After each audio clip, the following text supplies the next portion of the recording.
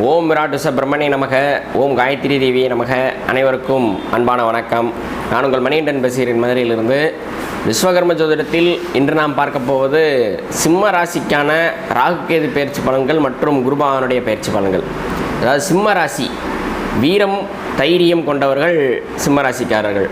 தான் இருக்கக்கூடிய இடத்தில் தான் தலைமைத்துவம் பெற்றிருக்க வேண்டும் என்கின்ற எண்ணம் கொண்டவர்கள்.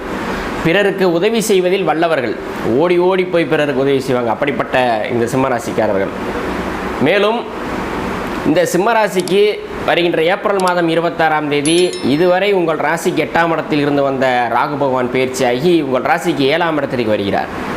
உங்கள் ராசிக்கு 2ஆம் இடத்தில் இருந்து வந்த கேது பகவான் உங்கள் ராசிக்குள்ளேயே வருகிறார். அதாவது ராசியில் கேது, 7ஆம் இடத்தில் ராகு. இந்த அமைப்பு என்பது எப்படி இருக்கும்? பொதுவாக இந்த சிம்மராசியை பொறுத்தளவு ராகு கேதுக்கள் என்பது பெரிய அளவில் நன்மை செய்யாது. அதாவது பகை கிரகங்கள். இந்த பகை கிரகங்கள் உங்கள் ராசிக்குள்ளேயும் 7ஆம் இடத்திற்கும் வருவது என்பது இது ஒரு சுமாரான அமைப்பு தான். அதாவது நல்ல அமைப்பு என்று சொல்ல முடியாது, ஒரு சுமாரான அமைப்பு. இருந்தாலும் ஏற்கனவே 7ஆம் இடத்தில் சனி பகவான் ஆட்சி பெற்றிருக்கிறார்.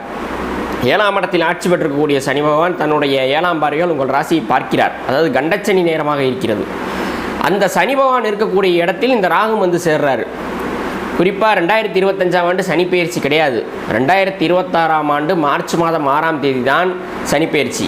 ஆக இன்னும் ஒரு வருடத்திற்கு உங்கள் ராசிக்கு 7ஆம் இடத்தில் தான் சனி பகவான் இருக்க போகிறார். அந்த இடத்திற்கு இந்த ராகு பகவானும் சேர்கிறார். ஆக 7ஆம் இடத்தில் சனி ராகு சேர்க்கை. இந்த சேர்க்கை என்பது உங்களுக்கு நன்மை செய்யும். ஆக 7ஆம் இடத்தில் இந்த சனி ராகு சேர்க்கை ஏற்பட்டதால் இதுவரை திருமணமாகாத சிம்மராசிக்காரர்களுக்கு கண்டிப்பாக திருமணத்தை ஏற்படுத்தி கொடுக்கும்.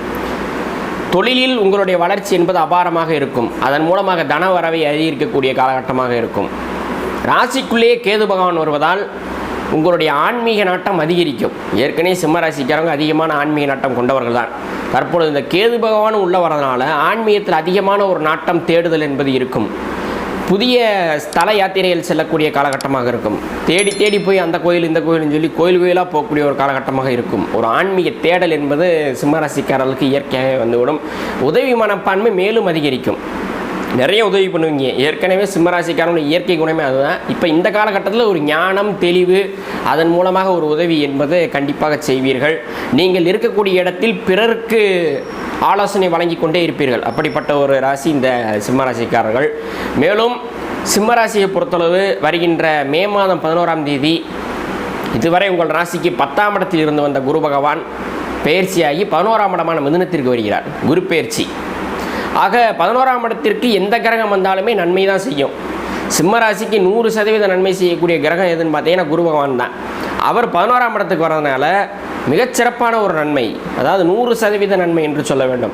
அப்படிப்பட்ட ஒரு அமைப்பு.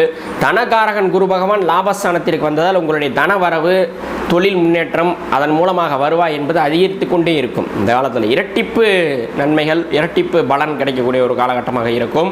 மேலும் குரு பகவானுடைய பார்வை என்பது சிம்மராசிக்கு பல நன்மைகளை செய்யும். 11ஆம் இடத்தில் இருக்கக்கூடிய குரு பகவான் தன்னுடைய 5ஆம் பார்வையால் உங்கள் ராசிக்கு 3ஆம் இடத்தை பார்க்கிறார். 11ஆம் இடத்தில் இருக்கக்கூடிய குரு பகவான் தன்னுடைய 7ஆம் பார்வையால் உங்கள் ராசிக்கு 5ஆம் இடத்தை பார்க்கிறார். 11ஆம் இடத்தில் இருக்கக்கூடிய குரு பகவான் தன்னுடைய 9ஆம் பார்வையால் உங்கள் ராசிக்கு 7ஆம் இடத்தை பார்க்கிறார். அதாவது ஏற்கனவே 7ஆம் இடத்துல சனி ராகும் சேர்ந்து இருக்காங்க. அந்த இடத்த குரு பகவான் பார்க்கிறார். அதாவது சனி ராகுவை குரு பார்க்கிறார். 7ஆம் இடத்தில் இருக்கக்கூடிய சனி ராகுவை இந்த குரு பார்ப்பதால் திருமணம், ஏற்கனவே சொன்னது தான், திருமண வயதில் இருக்கக்கூடிய சிம்மராசிக்காரர்கள் அத்தனை பேருக்குமே இந்த காலகட்டத்தில் திருமணம் நடக்கும். 5ஆம் இடத்தை குரு பார்ப்பதால் திருமணமானவர்களுக்கு குழந்தை பேர் கட்டாயம் கிடைக்கும். ஆண் வாரிசு கிடைக்கக்கூடிய காலகட்டமாக இருக்கும். ஏன்னா குரு பகவான் 5ஆம் இடத்தை பார்க்குறாரு. இப்போ கண்டிப்பாக ஆண் வாரிசு கிடைக்கும் இந்த காலகட்டத்தில். 3ஆம் இடத்தை பார்ப்பதால் நீங்கள் எடுக்கக்கூடிய முயற்சிகள் அத்தனை வெற்றி பெறும். உங்களுக்கும் உங்கள் சகோதர சகோதரிகளுக்கும் இடையே இருந்த கருத்து வேறுபாடுகள், பிரச்சனைகள் சுமூகமாக முடியும். கணவன் மனைவிக்கிடையே இருந்த பிரச்சனைகளும் இந்த காலகட்டத்தில் சுமூகமாக தீர்க்கப்படும். உங்களுக்கும் உங்களுடைய தொழிலில் கூட்டாக இருக்கக்கூடியவர்களுக்கும் இருந்த முரண்பாடுகள், சண்டை சச்சரவுகள், பிரச்சனைகள் இதுவும் சரியாகும். அப்படிப்பட்ட ஒரு சிறப்பான காலமாக இருக்கிறது. உங்களுடைய தந்தையினுடைய உடல்நிலை நல்ல முன்னேற்றம் அடையும். சின்ன சின்ன உடல் ரீதியான பிரச்சனைகள் இருந்ததெல்லாம் சரியாகும் இந்த காலகட்டத்தில். மேலும் 5ஆம் இடத்தை குரு பார்ப்பது உங்களுக்கு செல்வம், செல்வாக்கு, புகழ் அத்தனையும் கிடைக்கக்கூடிய ஒரு காலகட்டமாக இருக்கும். நீங்கள் நினச்சதை செய்வீங்க, நினச்சதை சாதிப்பீங்க. அப்படிப்பட்ட ஒரு காலம். 11ஆம் இடத்தில் குரு என்பது பல மடங்கு நன்மைகளை செய்ய போகிறது சிம்மராசிக்காரர்களுக்கு. சிம்மராசியை பொறுத்தளவு ஆவணி மாதம் ரொம்ப சிறப்பாக இருக்கும். எப்பயுமே ஆவணி மாதம் வந்து சூரிய பகவான் சிம்ம ராசியில் ஆட்சி பெற்றிருப்பார். அந்த ஒரு மாதம் என்பது ரொம்ப ரொம்ப விசேஷமாக இருக்கும். வரக்கூடிய ஆவணி மாதம் நீங்கள் அதை பயன்படுத்தி கொள்ள வேண்டும். அந்த காலகட்டத்தில் நிறைய வாய்ப்புகள் உங்களை தேடி வரும். அந்த வாய்ப்புகளை பயன்படுத்தி நீங்கள் உங்களுடைய வாழ்க்கையில் முன்னேற வேண்டும். ஒட்டுமொத்தத்தில் பார்த்தால் இந்த ராகு கேது பயிற்சியும் குரு பகவானுடைய பயிற்சியும் சிம்மராசிக்கு பல நன்மைகளை செய்ய போகிறது என்று சொன்னால் அது மிகையாகாது. சிம்மராசிக்காரர்கள் ஞாயிற்றுக்கிழமைகளில் சிவன் வழிபாடு செய்து வர வேண்டும். அப்படி செய்தால் எல்லா விதமான நன்மைகளும் கிடைக்கும் என்பது 100% உண்மை. மேலும் அடுத்த ராசியான கன்னி ராசிக்கான பலனை நாம் அடுத்த பதிவிலே பார்ப்போம் என்று சொல்லிக்கொண்டு உலக மக்கள் அனைவரும் நீடூடி சந்தோஷமாக வாழ எல்லாம் வல்ல இறைவன் ஸ்ரீ விராட் விஸ்வகர்ம பரபிரம்மத்தை வேண்டிக் கொண்டு விடைபெறுகிறேன்.